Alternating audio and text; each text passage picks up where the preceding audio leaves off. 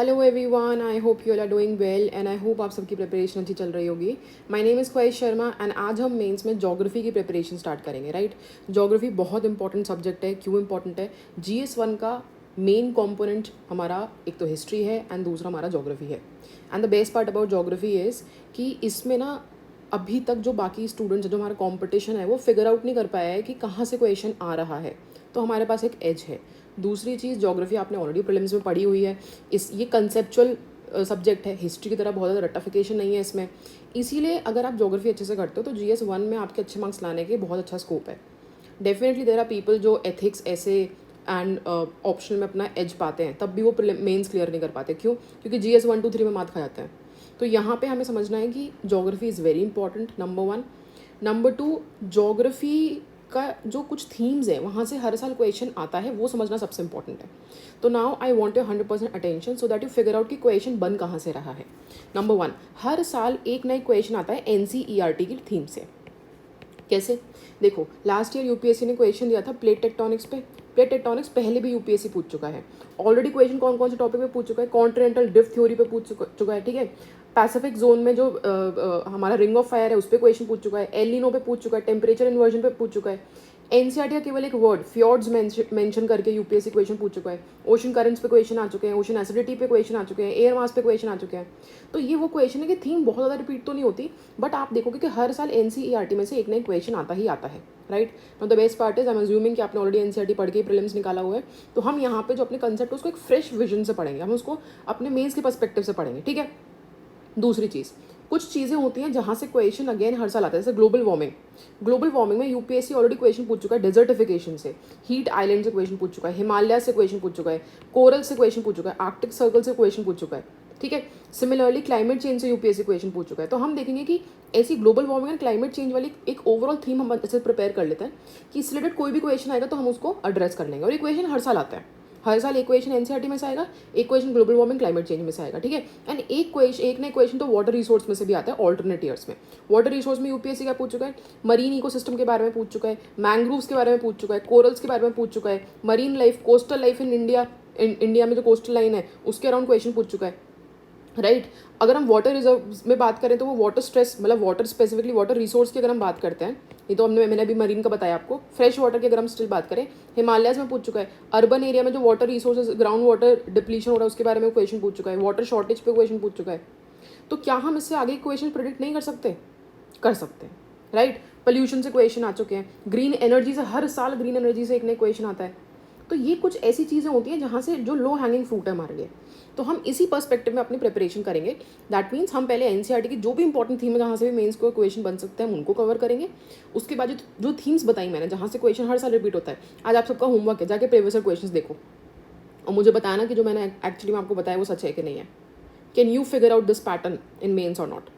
तो हम इस पैटर्न के ऊपर समझेंगे. हम बाकी स्टूडेंट्स की तरह ये नहीं करेंगे अरे यार ये ज्योग्राफी में तो कुछ भी एब्सर्ड क्वेश्चन पूछ लेते हैं, हाथ पैर नहीं होते, क्वेश्चन कुछ भी पूछ लेंगे तो उसको तो प्रिपेयर करके ही क्या जाना. अरे क्यों नहीं जाना, इसी के तो मार्क्स हैं. राइट. तो हम इसको स्टार्ट करते हैं विदाउट वेस्टिंग आवर टाइम. सबसे पहले हम आएंगे मेंस वाले पार्ट पे. ठीक है. तो मेंस में सबसे पहले हम आएंगे NCERT वाले पार्ट पे. ठीक है. तो अगेन आई एम अज्यूमिंग कि आपको सारे कंसेप्ट आते हैं, बट कंसेप्ट रिवाइज करना इज़ वेरी इंपॉर्टेंट. जैसे ही बच्चे का प्रीलिम्स खत्म होता है तुरंत वो एथिक्स, ऐसे एंड ऑप्शनल में लग जाता है. एंड उसके बाद ये जो इंपॉर्टेंट सब्जेक्ट्स जैसे ज्योग्राफी हो गया, हिस्ट्री हो गया, इकोनॉमी हो गया, इससे उसका बिल्कुल ही कट ऑफ हो जाता है. तो इन टॉपिक को हम अच्छे समझ के चलते हैं. ठीक है. सबसे पहले हमारा आता है big bang theory. Again universe किस तरह से बना था उसकी काफ़ी सारी थ्योरीज थी, है ना. जैसे नेबुला हाइपोथेसिस थी, बाइनरी थ्योरी थी. फाइनली जो हमने जिस थ्योरी पे एग्री किया that is big bang theory. Big bang theory बहुत ईजी भाषा में समझते हैं. आपको जब भी बिग बैंग थ्योरी आपके बारे में आप लिखोगे तो इंट्रोडक्शन में आपको लिखना चाहिए कि हम बिग बैंग थ्योरी एक ऐसी थ्योरी थी जो आज एक्सेप्टेड है which talk about the evolution of earth, evolution of the formation of the universe. ठीक है. इस थ्योरी में क्या होता है हम इसको समझते हैं. बेसिकली पहले इस दुनिया में कुछ भी नहीं था. There was absolutely nothing. There was no mass, no volume, no not even time भी नहीं था. कुछ भी नहीं था इस दुनिया में. ठीक है. लिक्विड, गैस, सॉलिड कुछ भी नहीं था. They used to be just one tiny ball जिसको हम बोलते हैं सिंगुलैरिटी. सिंगुलैरिटी. ठीक है. What is this? This is singularity. इस सिंगुलैरिटी की कुछ बहुत बहुत ज़्यादा इंपॉर्टेंट आप बोल सकते हो फीचर्स हैं. इस पर स्टार मार्क कर लो. This is very important that इसके 3 फीचर्स थे. It have unimaginably very small volume, it have infinite temperature and infinite density. तो एक चीज़ था उसका नाम था सिंगुलैरिटी. इस सिंगुलैरिटी की खासियत क्या थी, इसमें था इनफाइनाइट टेम्परेचर, ठीक है, infinite density and very very small या अनइमेजिनेबली स्मॉल क्या था इसका वॉल्यूम, मतलब एक बहुत छोटे से डॉट में। सो इसमें बात समझा, एक छोटी सी सिंगुलैरिटी में infinite temperature, infinite density in बहुत ज़्यादा स्मॉल उसकी वॉल्यूम है, मतलब छोटे से एरिया में सारा का सारा एनर्जी इसमें फिक्स्ड है। नाउ एक बात बहुत ध्यान समझो, एक फॉर्मूला होता है E = mc², ठीक है, जिसमें एनर्जी एंड मास इंटरचेंजेबल होता है। C is basically speed of light, इसको अभी आप साइड में रख दो। इसका मतलब क्या होता है, एनर्जी और मास इंटरचेंजेबल होता है। I give you an example to explain this concept. आपने कैंडल देखी है, कैंडल, तो मान के चलो कैंडल है, ये कैंडल हमारी 20 ग्राम की है ना। आप इसको जलाओ, जब भी पूरी जल के खत्म हो जाएगी तो नीचे थोड़ा सा वैक्स बच जाएगा, may be 5 gram of wax will be left. तो ये 15 ग्राम ऑफ वैक्स जो था ये कहाँ गया, ये जो फ्लेम थी इसके थ्रू एनर्जी में कन्वर्ट हो गया, है ना। ये जो मास था इसका 15 ग्राम कहाँ गया, ये एनर्जी में कन्वर्ट हो गया। आई गिव यू अनदर एग्जाम्पल। आपने देखा होगा कि सनलाइट है ना, सनलाइट आई धरती पे। इस सनलाइट को, ये क्या है, what is this is energy, sunlight is energy, right. But plants ने, क्लोरोफिल ने क्या किया, इसको कन्वर्ट करके मास बना दिया ना। फूल, पत्ते, आपने देखा ये बड़े बड़े पेड़ बन गए। ये कैसे बने, ये मान के चलो 150 किलो का अगर पेड़ है, ये 150 किलो आया कहाँ से, ये जो एनर्जी थी उसको तो चेंज करके मास क्रिएट हुआ। तो व्हाट, अभी इतना डेप्थ में मत जाओ, what I am trying to say, energy and जो मास होती है वो इंटरचेंजेबल होता है, ठीक है। अब जो हमारा सिंगुलैरिटी था उसमें इनफाइनाइट एनर्जी थी, है ना। दुनिया में मास वगैरह कुछ एग्जिस्ट नहीं करता था, वॉल्यूम, टाइम कुछ एग्जिस्ट नहीं करता था, बट ये इस एनर्जी को होल्ड नहीं कर पाया। और जैसे ही इस सिंगुलैरिटी में ब्लास्ट हुआ तो इसकी जो एनर्जी थी वो चेंज किस में हो गई, मास में। और ये मास क्या है, ये वो सब बड़ी बड़ी गैलेक्सीज हैं, प्लैनेट्स हैं, स्टार्स हैं जो हम आसपास देख सकते हैं। तो बेसिकली जिस अर्थ पे आप रह रहे हो वो पहले एक सिंगुलैरिटी के अंदर की एनर्जी थी, ठीक है। तो what is big bang theory, छोटा सा क्रिस्प रिविजन, एक सिंगुलैरिटी थी, इसमें infinite temperature, infinite density, infinite volume थी, ये इस एनर्जी को होल्ड नहीं कर पाया और ये जैसे ही ब्लास्ट हुआ, उस ब्लास्ट के इवेंट को हम बोलते हैं बिग बैंग थ्योरी। इसके बाद विद पैसेज ऑफ टाइम धीरे धीरे धीरे हमारा यूनिवर्स एक्सपैंड होने लग गया, तो इसको एक्सपैंडिंग थ्योरम भी बोलते हैं बेसिकली, कि ये हमारा यूनिवर्स एक्सपैंड होने लग गया एंड ये जितनी भी गैलेक्सीज हैं वो फॉर्म हो गई। Understood. Now at the big bang theory tiny ball exploded violently causing a massive expansion. तो ये जो पॉइंट्स है ना, ये आपके लिए बहुत इंपॉर्टेंट है। यही सब पॉइंट्स अगर आपको यूपीएससी बोलेगा कि बिग बैंग थ्योरी के बारे में एक्सप्लेन करिए, तो these are all the points that you are suppose to mention, this is the diagram that you are suppose to make. अब इसमें सारी आपको एग्जैक्टली एक एज नहीं लिखनी है कि 1 बिलियन ये सब नहीं लिखना है, बस ये डायग्राम बना दो छोटा सा कि भी बिग बैंग एक्सप्लोजन हुआ, उसके बाद जो हमारा यूनिवर्स है इट इज स्टिल एक्सपेंडिंग, ऐसे करके ड्रॉ करके लिख दो, एक्सपैंडिंग यूनिवर्स, आज भी एक्सपैंड हो रहा है। कैसे पता चला हमें, हमने देखा 2 गैलेक्सीज के बीच का जो डिस्टेंस है वो बढ़ता जा रहा है विद पैसेज ऑफ टाइम, ठीक है। कब हुआ था, 13.7 billion years ago. Important number है, याद रखना है, ये लिखोगे तो एक डिफरेंस बनेगा, लगेगा कि एक वेल रेड आदमी ने, औरत ने, इंसान ने लिखा है ये answer, right. Then during expansion some energy was converted into matter, जैसे मैंने आपको बताया, there was rapid, particularly rapid expansion within the fraction of second after the bang, later expansion slowed, within the first 3 minute first atom began to form. तो जो first atom है इस दुनिया का वो कब बना था, big bang expansion, big bang जो एक्सप्लोजन हुआ था उसके एग्जैक्टली 3 मिनट बाद। 3 लाख साल के बाद क्या हुआ, टेम्परेचर कम हो गया। तो पहले टेम्परेचर बहुत ज़्यादा था, आप खुद सोचो ना, इनफाइनाइट टेम्परेचर था, इनफाइनाइट टेम्परेचर से हमारा 45,000 केल्विन टेम्परेचर हमारा आ गया, कितना टाइम में, 3 लाख साल लगे थे, समझ गए। फिर एटॉमिक मैटर बनने लग गया एंड जो यूनिवर्स हमारा था धीरे धीरे ट्रांसपेरेंट हो गया। एक और कंसेप्ट होता है इसका जो बिल्कुल अपोजिट है, वो होता है होल्स कंसेप्ट। होल्स कंसेप्ट बोलता है कि दुनिया आज जैसी है वो पहले भी ऐसी थी, इससे पहले ऐसा नहीं था, कोई एक्सपेंशन वगैरह कुछ नहीं हुआ था, आज जैसे अर्थ है एग्जैक्टली पहले भी वैसा ही था, ठीक है। अब हम अर्थक्वेक वेव्स को समझते हैं। सी अगेन, ऑलरेडी आप प्रीलिम्स में बहुत चीज़ें पढ़ चुके हो, but there are few things जिसमें थोड़ा थोड़ा डिफरेंस आपको कंफ्यूज कर सकता है इन मेंस, ठीक है। तो अगर अर्थक्वेक वेव्स पे कभी भी क्वेश्चन है, पी वेव, एस वेव, इन पे क्वेश्चन है, आपको हमेशा ये डायग्राम जरूर ऐड करना है। इन दोनों के बीच में टेबल दिखा करके डिफरेंशिएट करो। कभी भी हम 2 कॉन्सेप्ट के बीच में डिफरेंस या सिमिलैरिटी दिखाते हैं तो उसमें tabular format is the best presentation, ठीक है। प्रेजेंटेशन के नंबर होते हैं, एक इंसान है जो ऐसे लिख रहा है पॉइंट्स में, पी वेव ये करती है, फिर एस वेव ये करती है, फिर पी वेव ये करती है, फिर एस वेव ये करती है, दूसरे ने टेबल बनाई इस तरह से प्रेजेंट किया, तो दोनों में डेफिनेटली जो टैबुलर फॉर्मेट होता है it is easier for you to understand the data, ठीक है। समझते हैं इसको, ऑलरेडी आप प्रीलिम्स में कर चुके हो कि दिस इज द अर्थ। यहाँ पे अगर अर्थक्वेक जनरेट हुआ तो उसको हम बोलते हैं फोकस या हाइपोसेंटर। ये डायग्राम बनाना अगर रेलेवेंट रहा अर्थक्वेक के पर्सपेक्टिव से तो, ठीक है। यहाँ पे एकदम 90 डिग्री पे जो सबसे सरफेस के नियरेस्ट पॉइंट पे जहाँ पे अर्थक्वेक जनरेट होता है उसको क्या बोलते हैं, एपी सेंटर बोलते हैं, ठीक है। अर्थक्वेक पे जहाँ पे फोकस में अर्थक्वेक जनरेट हुआ वहाँ से वेव्स निकलती हैं, पूरी मतलब एनर्जी निकलती है इन दी वेव्स फॉर्मेट, ठीक है। ये पूरे अर्थ में फैल जाती है, इसको हम क्या बोलते हैं, सीस्मिक वेव बोलते हैं, सीस्मिक वेव्स बोलते हैं, ठीक है। अब पहले ही सरफेस में फैलेंगी, पहले ही बॉडी में फैलेंगी, फिर ये सरफेस से इंटरेक्ट करके सरफेस में फैलेंगे, ठीक है। तो हमने जो सीस्मिक वेव है इसको दो पार्ट्स में डिवाइड कर दिया, body wave and surface waves, ठीक है। जो सरफेस वेव्स होती हैं वो ज़्यादा हार्मफुल होती हैं। बॉडी वेव को भी हमने दो पार्ट्स में डिवाइड किया, P wave and S wave. P wave मतलब प्राइमरी सबसे पहले आई, एस वेव जो थोड़ा लेट आई, ठीक है, इजी, इसको समझ लेते हैं। अब P wave and S wave के बीच का डिफरेंस क्या रहा, पी वेव प्राइमरी वेव मतलब सबसे पहले आई, ठीक है, एस वेव कंपैरेटिवली लेट आई, ठीक है। पी वेव कहाँ से ट्रैवल हो जाती है, सॉलिड लिक्विड गैस से ट्रैवल हो जाती है, बट जो एस वेव वो केवल सॉलिड से ट्रैवल हो सकती है। And this is the reason S wave के थ्रू हम फिगर आउट करते हैं कि अर्थ का स्ट्रक्चर क्या है, ठीक है। नाउ इसको रीड करेंगे। Lithosphere expand up to 200 km from the Earth's surface. A seismograph record earthquake waves reaching the surface. ठीक है, earthquake waves are two type. Body wave होती है, surface wave होती है. Body wave originate at the focus, travel in all the directions, and after reaching the surface rock, they generate surface wave as we have discussed. Surface wave move along the Earth's surface. जैसे ये अर्थ है, यहाँ से wave generate हुई, ये body waves हैं, surface पे जाके पूरी सरफेस पे जाकर के घूमेंगी, इनको हम सरफेस वेव्स बोलते हैं। Wave velocity change when passing through the material of different density, higher wave velocity. मतलब अगर एक बात समझना, जो वेव्स होती है ना उनकी भी कुछ प्रॉपर्टीज होती हैं। जो ये वेव्स होती हैं ये मीडियम के साथ साथ अपनी डायरेक्शन भी चेंज करती है और अपनी वेलोसिटी भी चेंज करती हैं, ठीक है। मतलब अगर मान के चलो ये अर्थ है, ठीक है, ये थोड़ी कम डेंस लेयर है, ये ज़्यादा डेंस है और ये और ज़्यादा डेंस है, ठीक है। तो अगर इसमें से वेव्स ऐसे जा रही हैं तो वेव्स अपना थोड़ा सा डायरेक्शन चेंज कर लेंगी।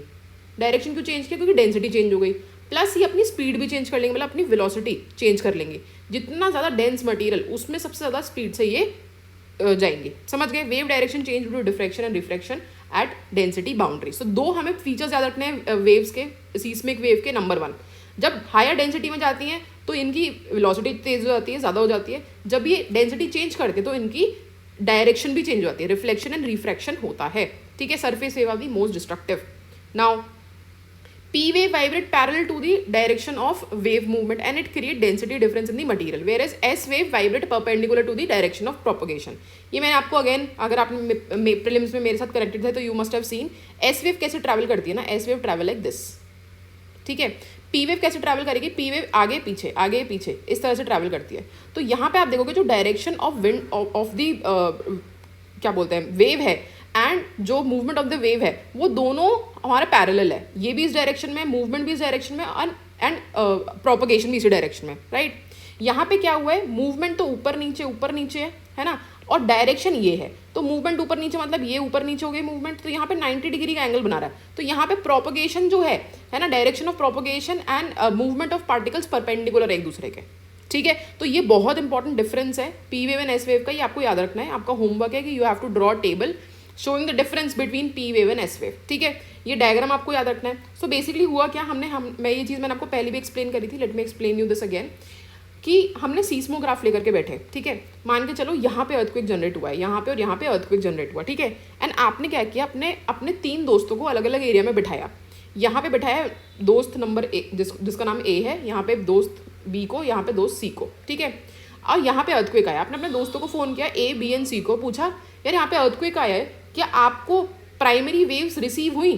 तो आपके दोस्त ए एंड सी ने बोला यार हमारे यहाँ तो रिसीव नहीं हुई, और आपके दोस्त बी ने बोला यार हमारे यहाँ रिसीव हो गई, राइट। तो देखा जाए तो एक्चुअली में जो वेव्स थी उनको इस डायरेक्शन में मूव करना चाहिए था, ऐसे जाना चाहिए था, राइट। बट हुआ क्या, ये वेव डिफ्लेक्ट होकर के यहाँ तक आ गई एंड ए एंड सी इन दोनों को वेव्स रिसीव ही नहीं हुई। तो इससे क्या हुआ, आपने थोड़ा अपना दिमाग लगाया ना, आपको रियलाइज किया कि यार मतलब अर्थ के सेंटर में डेंसिटी डिफरेंट होगी, इसीलिए जो वेव्स हैं वो through out the earth reach out नहीं हुई, वो रिफ्लेक्ट हो गई, ठीक है। तो आपने बोला चलो ठीक है, फिर आपने थोड़ी देर में अपने दोस्तों को वापस से कॉल मिलाया, ए को, बी को एंड सी को। अब आपने फ़ोन करके बोला चलो प्राइमरी वेव तो आ गई, क्या आपको सेकेंडरी वेव रिसीव हुई? तो ए सी एंड बी तीनों ने ही बोला कि नहीं हमें तो सेकेंडरी वेव रिसीव ही नहीं हुई, है ना।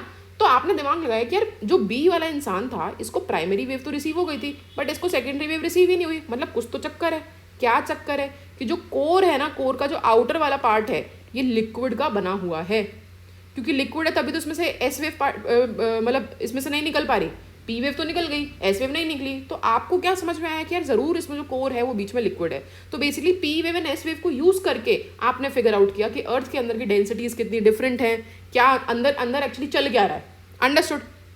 अब जिस जिस जगह पे आपको सीस्मिक वेव रिसीव नहीं हुई, ए को एंड सी को, उनको हम बोलते हैं शैडो जोन। तो पी का शैडो जोन क्या था, ए एंड सी, मतलब ये जगह और ये जगह, ये क्या था, एक पी वेव का शैडो जोन। बट जो एस वेव है उसका शैडो जोन काफ़ी बड़ा है। क्यों बड़ा है? क्योंकि एस वेव लिक्विड से पास नहीं हो पा रही ना। अंडरस्टूड। अब इसको रीड करते हैं। सम स्पेसिफिक एरिया वे waves are not reported, such zone is known as shadow zone. Seismograph locate any distance between 105 from the epicentre recorded arrival of both P wave and S wave. तो ये वाला जो area है ना, ये है ना, ये वाला जो एरिया है, ये जो पूरा एरिया है, यहाँ पे पी वेव भी है, यहाँ पे एस वेव भी आई, है ना।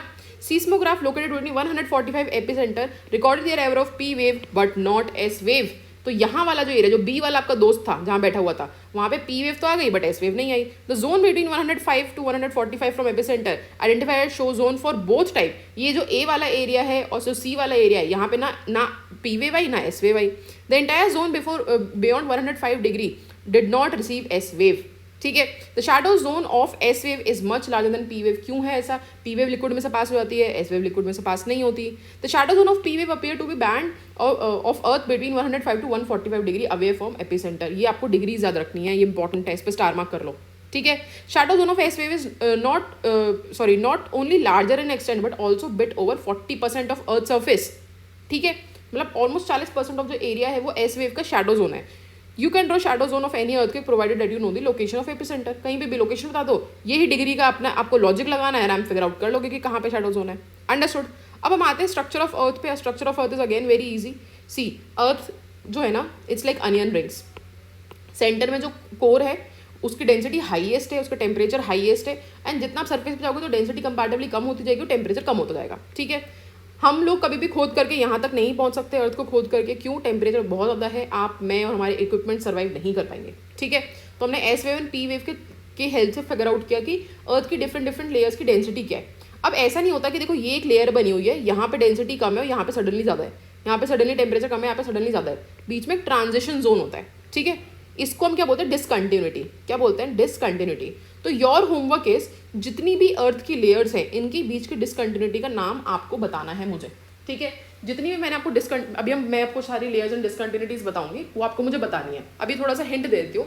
There are few discontinuity known as Conrad, Mohorovicic. ठीक है। एक और बता देती हूँ, चलो, रेपिटी। तो ये सब आपका होमवर्क है कि आपको मुझे बताना है कि देयर आर 5 डिसकंटिन्यूटीज। ठीक है। डिसकंटिन्यूटी मतलब एक transition zone between one layer and second layer. ये सब डिसकंटिन्यूटी आपको मुझे बतानी है। ठीक है। अब हम समझते हैं इसको। सो बेसिकली जैसे मैंने आपको बताया, अलग अलग लेयर्स एग्जिस्ट करती हैं। ठीक है। तो सबसे ये अर्थ है, अर्थ के सबसे बीच में क्या है? हमारा कोर, जिसकी डेंसिटी सबसे ज़्यादा है, टेम्परेचर सबसे ज़्यादा है। उसके बाहर क्या है? मेंटल, और मेंटल के बाहर क्या है? क्रस्ट। समझ गए? अब क्रस्ट के बारे में इन सब की फीचर्स हम पढ़ेंगे। बस इतना समझ लो अभी मोटा माटी कि जो क्रस्ट है ना वो सॉलिड होता है। क्रस्ट और मेंटल के बीच में एक छोटा सा एरिया आता है जिसको बोलते हैं एस्थेनोस्फेयर।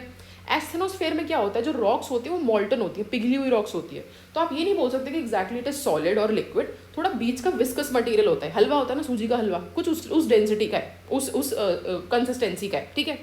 नाउ एस्थेनोस्फेयर की इंपॉर्टेंस क्या होती है? जितने भी वॉल्केनो होते हैं ना, ठीक है, आपने वॉल्केनो में देखा ना लावा आता है, वो कहाँ से आ रहा है? वो एस्थेनोस्फेयर से आ रहा है।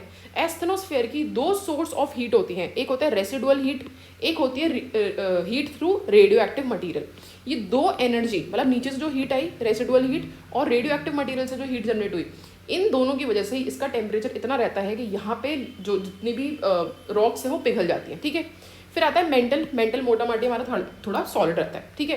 अब कोर का जो आउटर कोर है ना, that is liquid and inner core is solid. अब आप बोलोगे आउटर कोर लिक्विड कैसे है? इतना ज़्यादा टेम्परेचर होता है, इतना ज़्यादा टेम्परेचर होता है कि जो रॉक्स हैं वो पिघल जाती है। जैसे मैंने आपको बताया कि जितना नीचे जाओगे सरफेस में, जितना अर्थ से नीचे जाओगे उतना टेम्परेचर इंक्रीज होगा, राइट। तो यहाँ पे टेम्परेचर इंक्रीज होने की वजह से बेसिकली जो जितनी भी रॉक्स हैं वो लिक्विड हो गई। अब आप बोलो मैम अगर ऐसी बात है तो सेंटर में भी लिक्विड होनी चाहिए थी। कोर के सेंटर तो सबसे ज़्यादा गर्म होता है। बट बात ही समझो, इतना ऊपर इतना बड़ा प्रेशर आ रहा है कि वो जो लिक्विड है ना, वो लिक्विड नहीं, वो सॉलिड में कन्वर्ट हो गया है। I will explain this to you. जैसे ये लिक्विड है तो लिक्विड में क्या होता है? एटम्स थोड़े दूर दूर होते हैं, राइट। सॉलिड में क्या होता है? एटम्स एकदम पास पास में होते हैं। अब मान लो मैं इन एटम्स पे बहुत ज़्यादा प्रेशर लगाऊँ और ये एटम्स एकदम एक दूसरे चिपक जाए, राइट, तो इट विल बिकम सॉलिड। तो this is the reason why बीच में ये सॉलिड होता है, ठीक है। अब इसकी हम फीचर्स पढ़ लेते हैं जल्दी से। क्रस्ट, ये सब फीचर्स आपको लिखने हैं। यूपीएससी आज के डिफरेंट लेयर्स ऑफ अर्थ को डिफाइन करो, तो ये लेयर्स, ये सब चीज़ें आपको लिखनी है, it is important, star mark करो। The crust outer most solid is part is basically solid, ठीक है। It is brittle in nature, टूट सकता है। Thickness very under the oceanic and continental area. Oceanic crust is thinner than continental crust, याद रखना important statement है, ठीक है। Mean thickness of oceanic crust is 5 kilometre, whereas the continental crust is around 30 kilometres. And जो Himalayas वाला reason है वहाँ पे ऑलमोस्ट थिकनेस 70 किलोमीटर हो सकती है। डेंसिटी क्या है, डेंसिटी इज वेरी इंपॉर्टेंट, 3 ग्राम पर सेंटीमीटर क्यूब, ठीक है। मीन डेंसिटी ऑफ ओशन का क्या है, कंपैरेटिवली देखो लेयर पतली है तो उसकी डेंसिटी भी कंपैरेटिवली कम है, दैट इज 2.7 ग्राम पर सेंटीमीटर क्यूब, ठीक है। नाउ मेंटल पे हम आ गए। Mantle extend from moho discontinuity. तो मोहो डिसकंटिन्यूटी को हम मोहोरोविक डिसकंटिन्यूटी भी बोलते हैं। ये क्या है, क्रस्ट एंड मेंटल के बीच का जो ट्रांजिशन जोन है उसको हम क्या बोलते हैं, मोहोरोविक डिसकंटिन्यूटी या मोहो डिसकंटिन्यूटी, ठीक है ना। इसी तरह से आपको मुझे बताना है, your homework is upper and lower crust के बीच में कौन सी डिसकंटिन्यूटी आती है, ठीक है। हमारा जो कोर है, ठीक है, कोर मतलब सॉरी जो कोर है मेंटल है उसके बीच में कौन सी डिसकंटिन्यूटी है, आउटर एंड इनर कोर के बीच में कौन सी डिसकंटिन्यूटी है, this is your homework, okay. Now फिर अब इसमें आता है एस्थेनोस्फेयर। अपर पोर्शन मेंटल का क्या है, एस्थेनोस्फेयर। एस्थेनोस्फेयर ऑलमोस्ट 400 किलोमीटर तक का एरिया है, ठीक है। इसका main, it is the main source of magma, मतलब जो वॉल्केनो में लावा आता है उसका मेन सोर्स है ये, ठीक है। नाउ डेंसिटी इसकी कंपैरेटिवली हायर होगी, जैसे मैंने आपको बताया जितना अर्थ के नीचे जाओगे डेंसिटी भी इंक्रीज होगी, टेम्परेचर भी इंक्रीज होगा। Upper crust plus upper post mantle को मिलाकर के क्या बोलते हैं, लिथोस्फेयर, है ना। Lower mantle extend beyond asthenosphere, it is in solid state, ठीक, सॉलिड स्टेट में। फिर आता है core. Earthquake wave velocity help understand the existence of core. अब कोर में देखो बाहर का लिक्विड अंदर का सॉलिड में कैसे पता चला, S wave and P wave के थ्रू पता चला, है ना। इसकी boundary at 2900 kilometres depth, outer core is liquid, inner is solid, this is very very important, ठीक है। डेंसिटी क्या है इसकी, अगर हम देखें मेंटल एंड कोर बाउंड्री पे तो देखोगे तो 5 ग्राम पर सेंटीमीटर क्यूब है, बट अगर आप सेंटर ऑफ अर्थ में चले जाओगे दैट इज 6300 किलोमीटर में, तो हमारी डेंसिटी इज 13 ग्राम पर centimetre cube. Core is made up of very heavy material, mostly nickel, iron and it is called nife layer. Nife मतलब Ni मतलब निकल, Fe मतलब आयरन, ठीक है। अब आते हैं वॉल्केनिक लैंडफॉर्म्स पे, बहुत again very very important topic. क्यों, यूपीएससी ना ऐसे ही लैंडफॉर्म पे क्वेश्चन दे दिया, फ्योर्ड्स, ठीक है, एक कीवर्ड मेंशन था बस, उस पर क्वेश्चन दे दिया। तो ये डायग्राम हमारे लिए काफ़ी इंपॉर्टेंट है, यहाँ से डायरेक्टली यूपीएससी क्वेश्चन पूछ सकता है। वॉल्केनो पे पूछ चुका है वैसे क्वेश्चन, तो आपसे डायरेक्टली पूछ लेगा कि जो हमारी इंट्रूसिव एक्सट्रूसिव रॉक्स होती हैं, है ना, या फिर वॉल्केनिक लैंडफॉर्म्स होते हैं, उसके बारे में, वॉल्केनिक रॉक्स के बारे में आप डिफाइन करो। तो उसमें आपको ना केवल डायग्राम बनाना है, आपको अलग अलग rocks based on the shape and उनकी डेफिनेशन भी याद होनी चाहिए, ठीक है। अब मेरी बात समझना बहुत ध्यान से, ठीक है। ये हमारा अर्थ है, see this is our earth, wait, this is the earth, ये क्रस्ट है, ये पूरा क्रस्ट वाला एरिया है, ठीक है, आप यहाँ पे खड़े हुए हो, है ना। ये हमारा again this is also crust, ये एस्थेनोस्फेयर है, नीचे सबसे नीचे एस्थेनोस्फेयर है। एस्थेनोस्फेयर से ऊपर मैग्मा आता है, ठीक है, और बाहर निकल जाता है लावा के फॉर्म में, यही होता है मतलब the volcano, you already understand that. कभी कभी क्या होता है, जब ये ऊपर आने वाला होता है ना मैग्मा, ये ऊपर आने से पहले ही सॉलिडिफाई हो जाता है और ये रॉक बन जाता है, मतलब अर्थ के बाहर तक आ ही नहीं पाया, अर्थ के अंदर में ही ये जो लावा है सॉलिडिफाई होकर कोई रॉक बना लेगा। इसको हम बोलते हैं इंट्रूसिव। इंट्रूसिव मतलब अर्थ के अंदर बनी हुई इग्नियस रॉक। इग्नियस रॉक कौन सी होती है, वो रॉक जो मैग्मा को सॉलिडिफाई होकर बनती है, ठीक है। एक्सट्रूसिव रॉक्स कौन सी हो जाएंगी, जो अर्थ के सरफेस के ऊपर बनी है। तो intrusive rocks are very important. इसमें कुछ उसके टाइप्स होते हैं, जैसे मान के चलो बहुत बड़ा चैम्बर ऑफ मैग्मा है और बहुत बड़ा एरिया पूरा का पूरा सॉलिडिफाई हो गया, उसको आप क्या बोलोगे, बैथोलिथ। बैथोलिथ मतलब इसको ऐसे मान के चलो, बहुत बड़ा एरिया है जिसमें बहुत सारा मैग्मा था और ये मैग्मा सरफेस के ऊपर आना चाह रहा था, बट ये आ तो नहीं पाया, उससे पहले सॉलिडिफाई हो गया, आप उसको बोलोगे बैथोलिथ, ठीक है।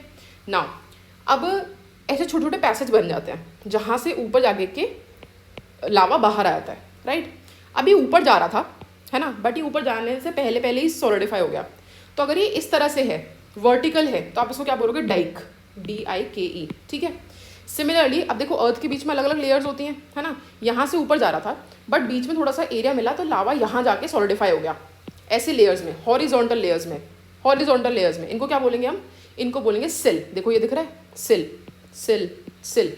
तो बेसिकली अगर इस शेप में हमारा वर्टिकल शेप में अगर मैग्मा सॉलिडिफाई होता है तो हम उसको बोलते हैं डाइक, ठीक है। अगर इस शेप में ऐसे लेटा लेटा सॉलिडिफाई होता है तो हम उसको बोलते हैं सिल्स, ठीक है। फिर आता है लैकोलिथ एंड लैपोलिथ। अगर मान लो पैन की तरह इस तरह सॉलिडिफाई होता है, ठीक है, ये सॉलिडिफाई होता है तो उसको बोलते हैं लैपोलिथ, लैपोलिथ, ठीक है।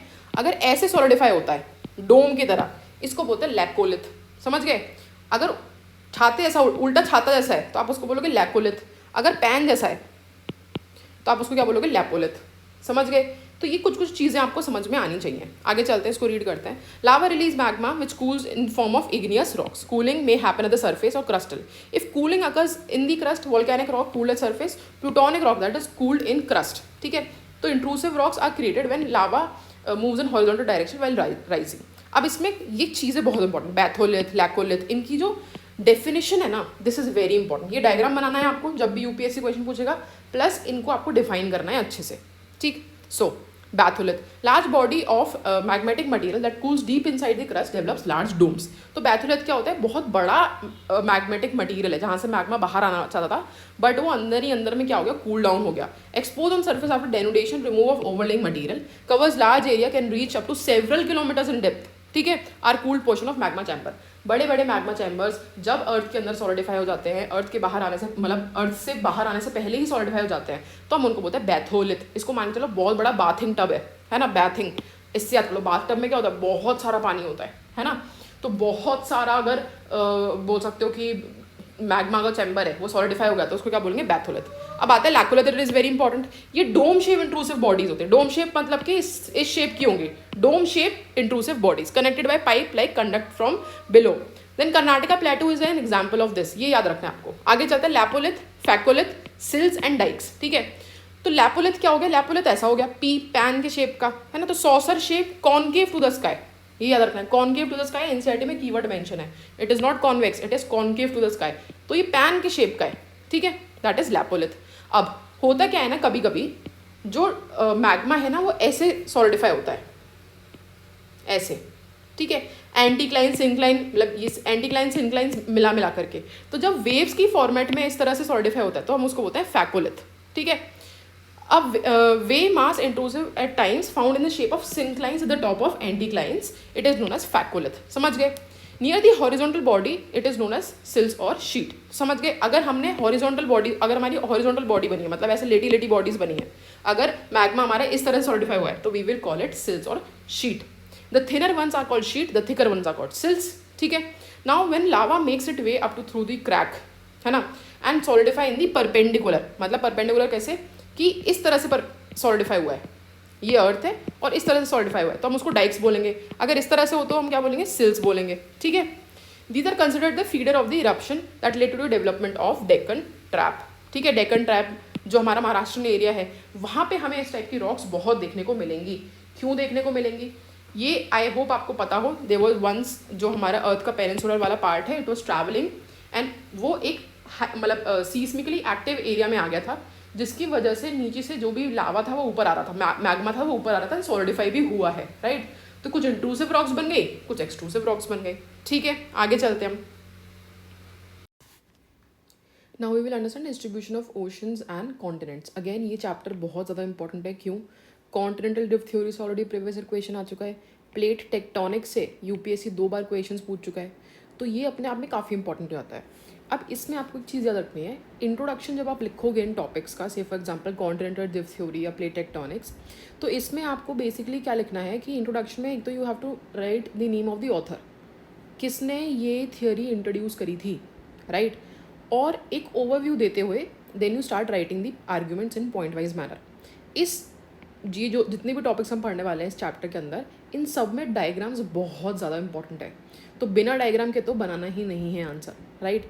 इन दी कंक्लूजन आपको क्या मेंशन करना है कि जो थ्योरीज हैं, जैसे कॉन्टिनेंटल ड्रिफ्ट थ्योरी हो गई या फिर प्लेट टेक्टोनिक हो गई, इसने हमें बहुत इंपॉर्टेंट इंसाइट्स दिए about the evolution of earth and several geographical phenomenas, such as say for example अगर हम प्लेट टेक्टोनिक की बात करते हैं तो प्लेट टेक्टोनिक ने हमें एक बहुत डीपर इंसाइट दिया था किसके बारे में, कि किस तरह से वॉल्केनो का फॉर्मेशन होता है, किस तरह से जो माउंटेन बिल्डिंग होती है, या किस तरह से even there is a concept known as ring of fire, ठीक है, उसके बारे में भी यू शुड डेफिनेटली रीड। तो ये सब चीज़ें हमें किस से पता चली, या इसके बारे में हमें डीपर अंडरस्टैंडिंग कैसे पता चली, बिकॉज ऑफ दीज थ्योरीज। तो इंट्रोडक्शन एंड कंक्लूजन वाला part I have told you, diagrams I have already added. ये जो आर्ग्यूमेंट्स हैं, जितने भी आर्ग्यूमेंट्स दे रखे हैं, सब आपके लिए इंपॉर्टेंट है, ये सब आपको अपने आंसर्स में ऐड करने हैं। अगेन यहाँ पे 5 स्टार बना दो, बहुत इंपॉर्टेंट है, यहाँ से क्वेश्चन आने के चांसेस हैं, ठीक है। सबसे पहले हम समझते हैं contradictive theory. As you already know कि पहले मतलब इसको एल्फ्रेड वेगनर ने निकाला था, ठीक है, and it was believed, see Alfred Wegener यहाँ पे लिखा हुआ एल्फ्रेड वेगनर, ठीक है। इट वॉज बिलीव्ड कि इस पूरी दुनिया में आज जैसे कॉन्टिनेंट्स हैं वो पहले इस तरह से सिचुएटेड नहीं थे। पहले there used to be just one continent and just one ocean, right. तो जो एक कॉन्टिनेंट था उसको हम बोलते थे पैंजिया, क्या बोलते थे, पैंजिया। एंड बाकी जो एक ओशन था, ग्रेट ओशन था, उसको हम बोलते थे पैंथेलेसा, ठीक है। फिर क्या होता है ना, after a passage of time, जैसे ये जो पैंजिया है, ये पैंजिया 2 पार्ट्स में डिवाइड हो जाता है। नॉर्थ वाले पार्ट को आप बोलते हो लॉरेशिया, ठीक है, और जो साउथ वाला पार्ट है उसको हम बोलते हैं गोंडवाना, ठीक। एंड फिर ये भी डिफरेंट पार्ट्स में टूट करके अलग अलग कॉन्टिनेंट्स बना देता है। तो आज हमें जो कॉन्टिनेंट्स दिखते हैं वो बेसिकली पहले पैंजिया का पार्ट थे। पैंजिया 2 पार्ट्स में टूट गया, नॉर्दर्न पार्ट लॉरेशिया हो गया एंड सदर्न पार्ट क्या हो गया हमारा, गोंडवाना हो गया, ठीक है। नाउ आई होप आपको ऑलरेडी पता होगा कि जो इंडिया का फॉर्मेशन था उसमें क्या था, यूरेशियन जो प्लेट थी, हम बाद में पढ़ेंगे, इसको थोड़ा रिवाइज करेंगे, उसमें गोंडवाना प्लेट का एक छोटा सा एरिया है ना, जिसको हम सदर्न पेनिनसुला बोलते हैं, वो आके इसमें टकरा गया था एंड दैट्स हाउ हिमालय का फॉर्मेशन हुआ था, राइट। तो आपको 3 चीज़ें क्या रखनी है, पैंजिया, पैंथेलेसा एंड देन 2 पार्ट्स किसमें डिवाइड हुए, लॉरेशिया एंड गोंडवाना में, राइट। सो इसमें क्या पहले कंसिडर करते थे कि there used to be just one continent, वो अलग अलग पार्ट्स में टूट गया। अब हमें कैसे पता चला, हाउ कैन वी डिसाइफर कि ऐसा कुछ हुआ होगा पुराने टाइम पे।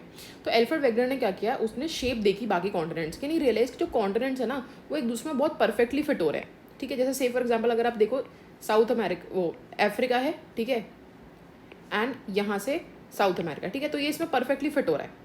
तो ये रीजंस की वजह से ही सेड कि there must have been this thing कि सब पहले सब एक ही मास हुआ होता होगा, ठीक है। नाउ ये एविडेंसेस बहुत इंपॉर्टेंट है, प्रीलिम्स में भी पूछ चुका है, मेंस में भी पूछ चुका है, this is a previous year question, तो उसको अच्छे समझते हैं। तो फर्स्ट हमारा एविडेंस क्या है, matching of the continent, jigsaw fit. जो हमारे अभी अगर आपके सामने मैप हो, I assume everyone should have map right in front of their wall, ठीक है। उस वॉल पे आप देखो जिस पे आपका मैप है, यू विल रियलाइज कि जो अफ्रीका वाला पार्ट है ना, ऐसे करके, ठीक है, एंड साउथ अमेरिका, ये दोनों इसमें मैच हो रहे हैं, एग्जैक्टली जिग्सॉ पजल जैसे, ठीक है। तो Africa and South America match हो रहा है। A computer program to find best fit of the Atlantic margin was done by Bullard in 1964. The match was tried 1000 meter depth instead of present shoreline, improving accuracy, ठीक है। Now rocks of same age across the ocean. अब एक बात बताओ, Africa और south America ये तो इतने दूर दूर है, ठीक है, यहाँ पे भी हमें वही रॉक्स मिली, यहाँ पे भी सेम एज की सेम रॉक्स मिली, कैसे पॉसिबल है। मतलब एक टाइम तो होता होगा ना कि ये दोनों एक ही एरिया में होते होंगे, right. Now ancient rocks of 2000 million years from Brazil match rocks of western Africa. Eastern marine deposit of South America, Africa are of Jurassic age, indicating the ocean did not exist before that. ठीक है, कि Jurassic as की हमें मिली है दोनों, ये जो बीच का ओशन है पहले एग्जिस्ट नहीं करता था इन दोनों के बीच में, ठीक है। नाउ एक जो नॉर्मल बच्चा होगा वो जाकर के बस ये लिख देगा कि जिग्सॉ वाला, but what I want you to write an answer, एक तो ब्राज़ील वाला रॉक्स जो है वो मैच करिए वेस्टर्न अफ्रीका से, नंबर 1। नंबर 2 जुरासिक एज की हमें मिले, this is the key word, this is important. अगर मैं आंसर रीड कर रही हूँ 2 बच्चों का और मुझे जुरासिक एज दिखाए, मुझे पता चल जाएगा कि बच्चा वेल रेड है, ये बिना ऐसा नहीं कि बिना रिवाइज करे आ गया, ठीक है। Then tillite evidence. अब टिलीट क्या होता है, basically it is a sedimentary rock formed from glacier deposit, जो ग्लेशियर के डिपॉजिट होते हैं उसमें से ये रॉक बनती है, ठीक है। अब एक बात बताओ, हमें 6 अलग अलग एरियाज, अलग अलग कंट्री जो बहुत दूर दूर है, वहाँ पे हमें सेम टिलीट मिले, हाउ इज़ दैट पॉसिबल। और कौन कौन से, ये भी यूपीएससी पूछ चुका है, Africa, Falkland, Madagascar, Antarctica, Australia and India, इन सब जगहों पे हमें एग्जैक्टली सेम सेडिमेंट्री रॉक्स मिली हैं जो ग्लेशियर से बनती है, ठीक है। अब मुझे एक बात बताओ, खुद ये सोचो ना, अफ्रीका इंडिया वाला पार्ट यहाँ पे लगता है ग्लेशियर होगा, इंडिया में चलो आप नॉर्थ में चले, आप हिमालय से चले जाओ, वो बात अलग है, बट यू थिंक कि मेडागास्कर में या फिर ऑस्ट्रेलिया में, अफ्रीका में यहाँ पे होगा ग्लेशियर? नहीं। इसका मतलब क्या है, ये पहले किसी और एरिया में होते होंगे लैंड मासेस, जहाँ पे बहुत बड़े ग्लेशियर्स होते होंगे पूरे लैंड मासेस में, फिर ये लैंड मासेस अलग अलग पार्ट में टूट गए और ये लैंड मासेस अलग अलग एरिया में चले गए, आज थोड़े इक्वेटर के पास में है, समझ गए। Then प्लेसर deposit. अब Rich placer deposits of gold on Ghana coast in the and absence of source rock in the region is significant. अब एक बात समझो, इसको प्लेसर डिपॉजिट का ऐसा मतलब समझो कि जो डिपॉजिट है सेडिमेंट्स है ना, उसका एक सर्टेन सोर्स होता है. जैसे कोई बड़ा सा पत्थर है, रॉक है, ये टूट के किसी छोटी मिट्टी में या डिपॉजिट में कन्वर्ट हो जाएगा, राइट. अब एक बात बताओ, मुझे ये डिपॉजिट तो मिल गया बट मुझे बड़ी सी रॉक नहीं मिली. इसका मतलब क्या है? हुआ एक्चुअली ये था कि जो हमें घाना कोस्ट में डिपॉजिट मिले थे, उसकी जो रॉक्स थी ना, वो साउथ अमेरिका में थी. समझ गए? अफ्रीका में जो मिल रहे हैं डिपॉजिट है, उसकी रॉक हमें मिली है साउथ अमेरिका में. तो इसका मतलब क्या है कि पहले ये एक ही पार्ट हुआ करता होगा, ठीक है. सॉरी. देन फॉसिल्स की बात करते हैं. हमें एक फॉसिल है, ठीक है, वो इंडिया में भी मिला, मेडागास्कर में भी मिला, अफ्रीका में मिला. क्या बोलते हैं इसको? लेमूरिया. एंड जो एक लैंडमास है, ठीक है, वहाँ पे लेमूर्स मिले. अब वो लैंडमास अलग अलग पार्ट्स में टूट गया. मेडागास्कर, जैसे ये अफ्रीका और मेडागास्कर बन गया, ये इंडिया बन गया, ठीक है. बट हमें तीनों जगहों पे सेम एनिमल्स के फॉसिल्स मिले. इसका मतलब डेफिनेटली एक ही लैंडमास होगा. आप खुद सोचो ना, आप हिमालय से थोड़ा नीचे चले आओ, आप उत्तराखंड से आप एमपी तक आ जाओ, आप देखोगे कि इतने से एरिया में पूरी की पूरी मतलब flora and fauna has changed. किस टाइप के एनिमल्स मिलते हैं वो चेंज हो जाता है. Everything is changed. इतने से एरिया में जब इतना चेंज आ रहा है, तो जो कॉन्टिनेंट दूर है उसमें भी तो आना ही चाहिए था ना. बट यहाँ पे हमें एक्जैक्टली सेम एनिमल्स मिले. दैट मीन्स कि ये एक टाइम पे एक ही एरिया होगा. देन तो यहाँ पे क्या हुआ, ये जितने भी मैंने आपको पॉइंट्स बताए, ये सब आपको बाय हार्ट याद होने चाहिए while writing answer. Now what are the forces? This is important. तो दो फोर्स बताए कि क्यों ये जो हमारे कॉन्टिनेंट्स है ये इधर उधर शिफ्ट हुए. एक तो है पोल फ्रीइंग फोर्स एंड दूसरा है टाइडल फोर्स. तो ये दो फोर्सेस है जिनकी वजह से इतने बड़े बड़े कॉन्टिनेंट इधर से उधर चले गए. अब definitely people will put question mark किया, do you really think tidal force की वजह से कॉन्टिनेंट इधर से उधर जाएगा? क्योंकि अगर टाइडल फोर्स की वजह से, ग्रेविटेशन ऑफ मून एंड सन की वजह से कॉन्टिनेंट हिल सकते हैं, तो आप और मैं तो आज उड़ रहे होते हैं आसमान में, है ना. खैर, इन सब चीज़ों की वजह से ये जो थ्योरी थी उसको डिस्कार्ड कर दिया गया था. बट आज भी इस थ्योरी की बहुत इंपॉर्टेंस है. क्यों? इस थ्योरी ने हमें आइडिया दिया, इसने हमें सोचने में मजबूर किया कि यार कुछ तो चल रहा है अर्थ के अंदर, जिसकी वजह से हमारे जो हमारे बेसिकली कॉन्टिनेंट्स है वो इधर से उधर जा रहे हैं, ठीक है. इसके बाद आता है कन्वेक्शन करंट थ्योरी. अब इसको बहुत ध्यान समझना. कन्वेक्शन करंट थ्योरी में भी you have to draw a diagram. अब कन्वेक्शन करंट थ्योरी को आप ऐसे मान के चलो, सी ये हमारा क्रस्ट है, ठीक है, ये हमारा है asthenosphere. Asthenosphere if you remember, हमने अभी क्या रीड किया था, इसमें मॉल्टन रॉक्स होती हैं, ठीक है, और यहाँ से आ रही है रेसिडुअल हीट. यहाँ से आ रही है रेसिडुअल हीट. अब अगर आपने लाइफ में कभी दूध उबाला हो तो क्या होता है दूध में, यहाँ से आप हीट आ रही है, ठीक है, यहाँ से फ्लेम्स आ रही हैं, तो यहाँ का जो गरम दूध है वो चले जाएगा सरफेस पे. क्यों? कोई चीज़ गर्म होती है तो वो एक्सपैंड होती है, वो लाइटर हो जाती है, वो सरफेस पे जाना चाहती है. जो चीज़ ठंडी होती है वो कॉन्ट्रैक्ट होती है, वो भारी हो जाती है, वो ज़मीन पे आना चाहती है ग्रेविटेशन की वजह से, ठीक है. और जो ऊपर का ठंडा दूध है वो नीचे आ जाएगा. अब जो ठंडा दूध नीचे आया वो वापस से गर्म होगा, फिर ये जो गर्म दूध है ऊपर चला जाएगा. इस तरह से दूध हमारा अंदर ही अंदर आप देखो तो दूध घूमता रहता है सर्कुलर फॉर्म में. इसको हम बोलते हैं कन्वेक्शन करंट. क्या बोलते हैं? Convection currents. सेम चीज़ अर्थ में होगी. कैसे? मान के चलो ये नीचे से हीट आ रही है, तो ये वाला जो एरिया ये हीटेड हो जाएगा, ये पूरा एरिया हीटेड हो जाएगा, right.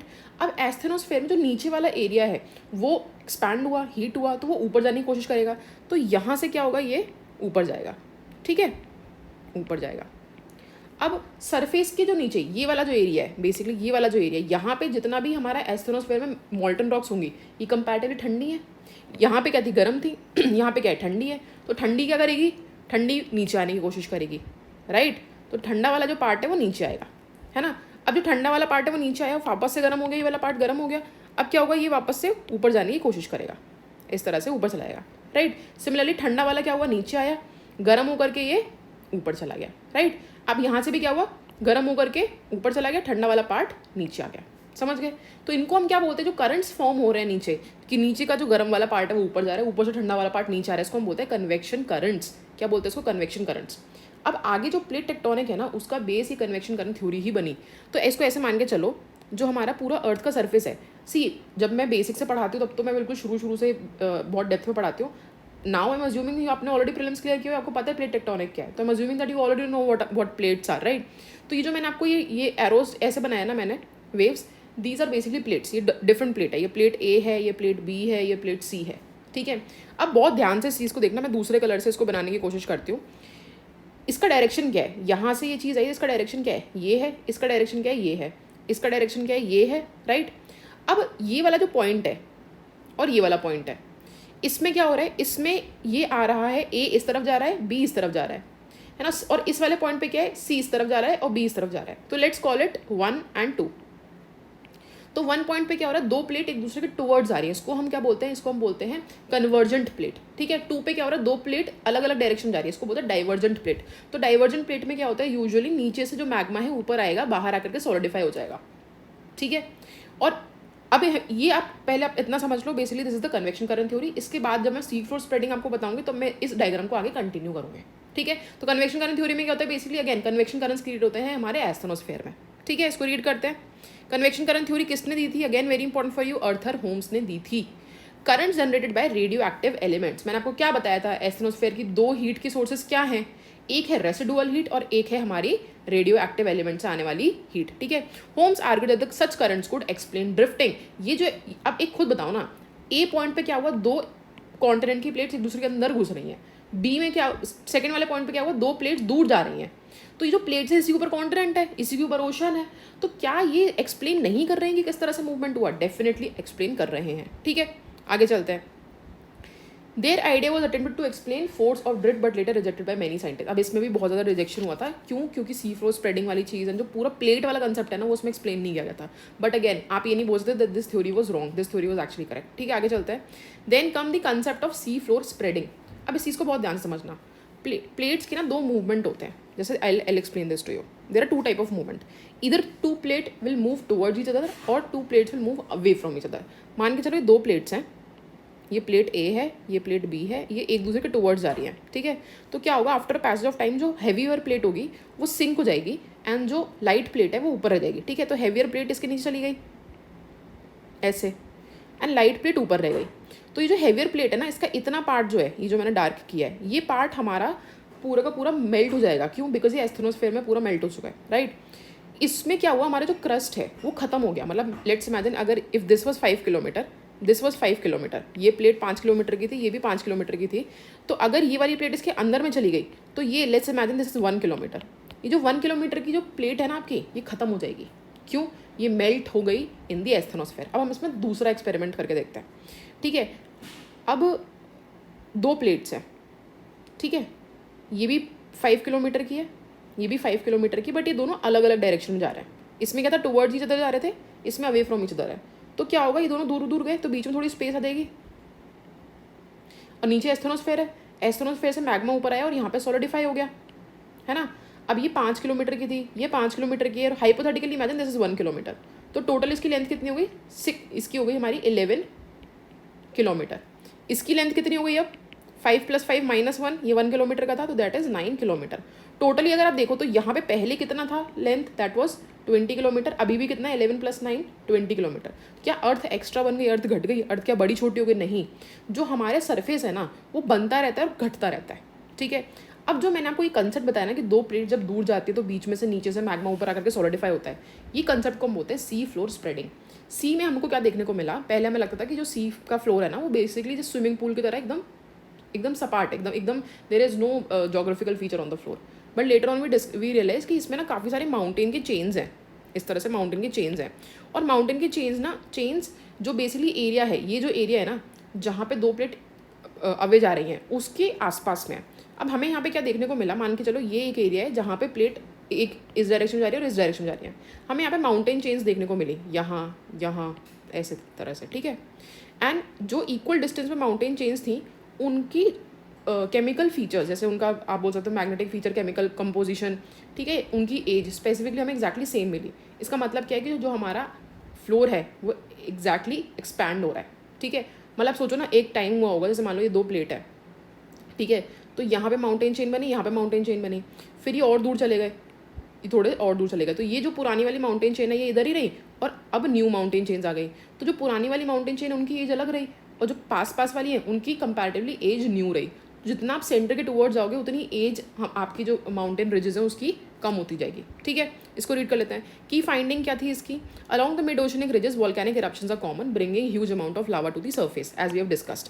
Rock equidistant from the ridges crest show remarkable similarity in period of formation, chemical composition and magnetic properties. Rocks closer to the ridges are normal polarity and are younger. Age increase further from the crest, जितना आप crest से दूर दूर जाओगे उतना आपकी as बढ़ती जाएगी। क्यों? क्योंकि अभी भी एक्सपैंड हो रहा है ना, 2 प्लेट्स दूर जा रही है, बीच में नीचे से मैग्मा ऊपर आ रहा है, सॉलिडिफाई हो रहा है, नया क्रस्ट फॉर्मेशन हो रहा है। Oceanic crust rocks are much younger than the continental rocks. Oceanic crust is not more than 200 million years old. अब आप सोचो कि कॉन्टिनेंट की क्रस्ट तो बहुत पुराना है, बट ओशनिक क्रस्ट नया बन रहा है। इससे क्या प्रूफ हो रहा है कि जो ओशन है हमारा वो एक्सपैंड हो रहा है। अभी बात बताओ, क्या नया लैंड बन सकता है? 2-3 किलोमीटर एक्स्ट्रा लैंड बन सकता है? नहीं।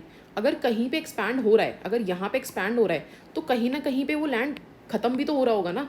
वो कहाँ पे होता है? वो होता है ट्रेंचेस पे, जब एक हेवियर प्लेट एक लाइटर प्लेट के अंदर चली जाती है। ठीक है, आगे चलते हैं। Deep trenches have deep seated earthquakes while mid oceanic ridges quake are shallow. ठीक, आगे चलते हैं। फिर सी फ्लोर स्प्रेडिंग ये जस्ट एक्सप्लेन। ठीक है, constant eruption on the ridges, rupture of oceanic crust, new lava pushing the ocean crust apart. नीचे से लावा आ रहा है और वो दोनों के दोनों प्लेट्स को और दूर दूर पुश कर रहा है और वहाँ पे नए क्रस्ट को बना रहा है। New crust formation and rich and move away from both side. Ocean floor expand, oceanic crust sink in the trenches and get consume due to being pushed by volcanic eruptions at the crest. ठीक है, then comes plate tectonic. अब plate tectonic से पहले आपको ये diagram थोड़ा अच्छे से पढ़ लेना चाहिए। इसमें आपको पता होना चाहिए कि हमारी मेजर प्लेट्स कौन सी हैं, माइनर प्लेट्स कौन सी हैं। हालांकि आपने डेफिनेटली प्रीलिम्स में पढ़ा होगा, मेजर प्लेट आपको दिख ही रही है, दैट इज द पैसिफिक हो गया, नॉर्थ अमेरिकन हो गया, यूरेशियन प्लेट हो गई। ठीक है, उसके बाद South American plate, North American अभी we just saw, African plate हो गई। ठीक, एंड एक प्लेट जो और मैं एक्स्ट्रा अच्छे से याद रखती हूँ, that is Indo Australian plate. समझ गए? बाकी जितनी भी प्लेट्स हैं वो हमारी माइनर है। नास्का प्लेट हो गई, कोकोस प्लेट हो गई, फिलीपीन प्लेट हो गई, राइट, अरेबियन प्लेट हो गई, सब हमारी माइनर प्लेट है ना। Juan de Fuca plate, they all are minor plates. आगे चलते हैं। सो प्लेट टेक्टोनिक एक और इम्पॉर्टेंट टॉपिक है। Reason being already previous year question में आ चुका है, 2 बार यूपीएससी पूछ चुका है। यहाँ पे again when you right about the introduction, आपको ना केवल ये बताना है कि प्लेट्स होती क्या हैं, you also have to mention कि इसको बेसिकली किसने क्रिएट किया था, right. So it was developed by McKenzie, Parker and Morgan. याद करने का सिंपल सा तरीका है, बड़ी बड़ी कंपनीज़ के नाम है, इसको ईजिली आप याद कर सकते हो, मॉर्गन, मैकेंजी। ठीक है, आगे चलते हैं। सो एक्चुअली टेक्टोनिक प्लेट्स होती क्या हैं, इसको समझना। ये लिथोस्फीयर का एक पार्ट होता है। ठीक है, ये बहुत बड़े बड़े सॉलिड स्लैब्स होते हैं जो एस्थेनोस के फेयर के ऊपर फ्लोट करते हैं। ठीक है, it kind of floats over it, right. So say for example this is the asthenosphere. तो मैंने अगर आपको ये डायग्राम में दिखाया था तो आपने देखा होगा कि बी इस तरफ जा रहा है, ए इस तरफ आ रहा है, सी इस तरफ जा रहा है, तो ये एस्थेनोस्फेयर है। तो ये एस्थेनोस्फेयर के ऊपर फ्लोट करते हैं। ठीक है, और इनके ऊपर क्या होता है? कॉन्टिनेंट होता है, ओशन होता है पूरा। समझ गए? तो जो ओशन एंड कॉन्टिनेंट है वो एक्चुअली पार्ट किसका है? वो प्लेट जो टेक्टोनिक्स है उसका पार्ट है। मूव क्या करता है? मूव करते हैं ये जो प्लेट्स होती हैं। ठीक है, इनको टेक्टोनिक प्लेट्स बोलते हैं। Now plates move horizontally over asthenosphere as a rigid unit. Lithosphere की थिकनेस क्या है? Almost 5 to 100 kilometre in oceanic area, 200 kilometre around in the continental area. ठीक है, Pacific plate is largely oceanic and Eurasian plate is largely continental. अब कोई plate continental है या oceanic है, इसको हम कैसे फिगर आउट करते हैं? बहुत ईजी है। अगर कोई प्लेट है उसमें मेजॉरिटी जो पोर्शन है वो कॉन्टिनेंट है तो कॉन्टिनेंटल प्लेट हो जाएगा। अगर कोई प्लेट है, अगर अभी हम देखेंगे पैसिफिक प्लेट, देखेंगे सी द पैसिफिक प्लेट, इसमें देखो कि मेजर क्या है, यहाँ पे मेजर ओशन है तो ये ओशन एक प्लेट हो जाएगा। ईजी। ठीक है, अब यहाँ पे कुछ मेजर प्लेट्स हैं, माइनर प्लेट्स हैं, इनको समझना है बहुत ध्यान से। तो मेजर प्लेट कौन कौन सी है? एंटार्क्टिका है, नॉर्थ अमेरिका है, फिर साउथ अमेरिका है। ठीक है, then Pacific, Indian, Australian, New Zealand मैंने आपको बताई थी, अफ्रीका एंड यूरेशियन। ठीक है, यूरेशियन मतलब यूरोप एंड रशिया दोनों वाला पार्ट इसमें आ जाएगा। तो they are the major plates. फिर आती है हमारी कुछ माइनर प्लेट्स, जैसे कोकोस हो गया, Nazca, Arabian, Philippine, Caroline and Fiji plates. ठीक है, ईजी है, लोकेशन का नाम दे ही रखा है उसी लोकेशन के बीच में। बस ये कोकोस एंड नास्का का याद रखना। Cocos and Nazca they are between Central America and Pacific plate. ठीक है, और ये नास्का किसमें? South America and Pacific plate के बीच में।